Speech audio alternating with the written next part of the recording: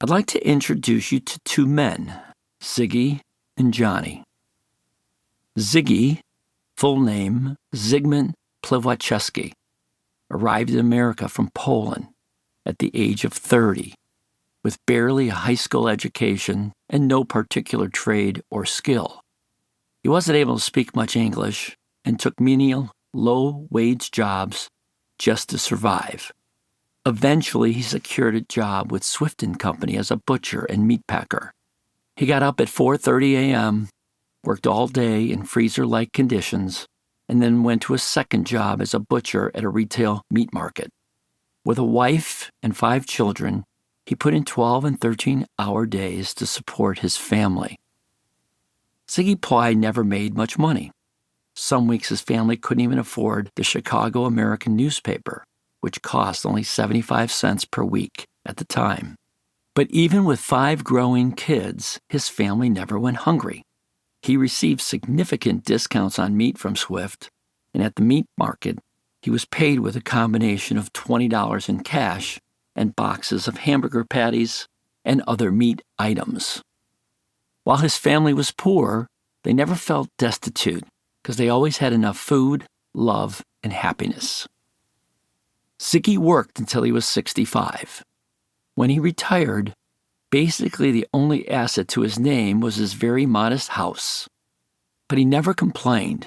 Till the day he passed away at 94, he always talked about how blessed he was. Johnny, meanwhile, achieved something possibly no one else in the world has. He started not one, but 2 companies from scratch that ultimately became the leaders in their respective industries. That alone is impressive. Most people never start one business because they're too afraid. Of those who do, 70% fail within 10 years, according to the Bureau of Labor Statistics. Even more interesting is his reason for starting the second company, to become a customer of his first company. At the time, people thought he was crazy, but the potentially risky move paid off. His second company grew to be so profitable that it eventually became the only customer of his first company, replacing 120 clients. But plenty of people have started multiple successful companies. What's special about Johnny is that he grew his 2 companies to be the best in their field, and he did it in industries that had already been around for 30 to 50 plus years. That would be like starting a new rideshare service right now and becoming the preferred rideshare company over Uber and Lyft in less than 15 years, or like creating an internet search engine that ultimately becomes more popular than Google. And he did it twice.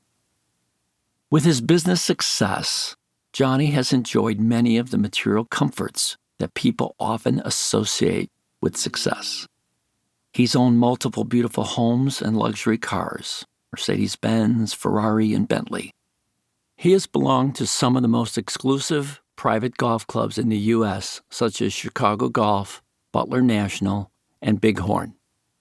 He has been able to buy his wife and himself watches and jewelry, expensive clothing, and they've taken several fabulous vacations through the years.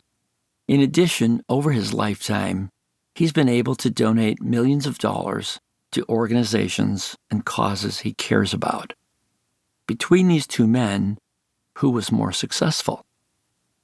If you're like most people, you will probably say Johnny, in which case I'm flattered. But if I were to answer that question, I would say Ziggy is more successful. Ziggy is actually the most successful person I've ever met.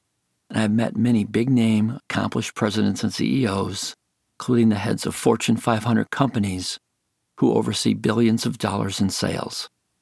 In fact, if it were not for Ziggy, I never would have achieved the levels of success I have. I wouldn't even exist, because Ziggy is my father. So why is Ziggy the most successful person I've ever met? To answer that, we must first answer a deeper, all-important question. What is success?